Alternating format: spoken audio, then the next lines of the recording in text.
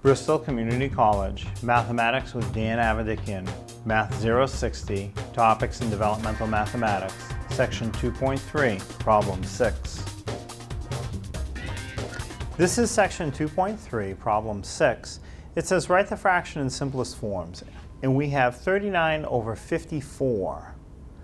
So at a quick glance, this seems like it might be reduced as far as it can go already, but you can reduce this. If you notice, you can divide a 3 into both the top and the bottom evenly. And I know that by looking, because if I add the digits of the number, if I get a result that 3 goes into evenly, it'll go into that number evenly. So the 39, I add 3 plus 9. 3 plus 9 is 12. So I can see that 3 goes into 12 evenly, so it must go into 39 evenly.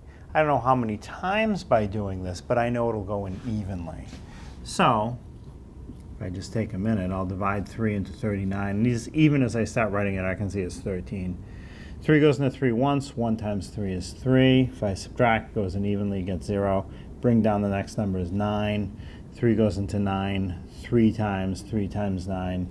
3 times 3 is 9. And it goes in even. So 3 will go into 39 13 times. Now, how about the 54? 3 will also divide into that evenly. And how do I know right away that 3 divides into 54 evenly? Because if I add the digits 5 plus 4 from 54, the result is 9.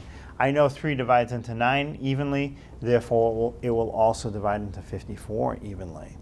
Now, I don't know exactly how many times. I'll have to do the division, but let's see what I get.